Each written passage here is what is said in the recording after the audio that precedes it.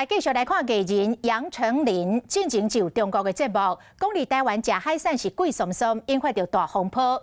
但是确实是安尼哦，台湾明明这个四面拢是海，为什么食龙虾、干贝、海胆这的海产比东南亚的国家贵遐尔啊多呢？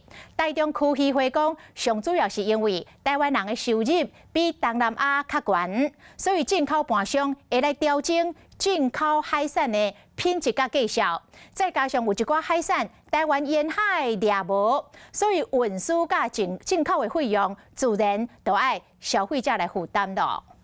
啊，这一只差不多偌多钱？1240块。掠一只比手搁较大毛两个毛蟹，一斤850，称一斤啊2240块。头家娘讲，这是台湾的，和国外价小无同。国外一定是比较便宜啦。龙虾好像比较贵，是没有错啊。对啊。对啊，因为国外毕竟我们都是龙虾几乎都进口的嘛。台湾外海含有鱼啊嘛真成熟，是安怎国外海产较少，伫台湾食都较贵。像生蚝啊，台湾没有养生蚝，所以进口的生蚝就会比较贵啊。有人客爱食的海胆嘛，同款，互人感觉伫台湾食比国外贵。像马粪海胆啊，什么那种是属于进口的啊。像是我之前去宿务，也就是很便宜，因为他们旁边就是直接捞就有了。东南亚国家越南、菲律宾嘛有进口海产，是安怎拢进口台湾都较贵。考虑到说当地的所得及人民的生活水平啊，是不是也是有受到进口盘商对于价格的影响？是啊，是啊。他就觉得我们台湾人付得起，就卖得贵一点。当然是这样子。台中区议会市市长讲，海产价效主要会受到当地收入来影响，进口商标示的价效。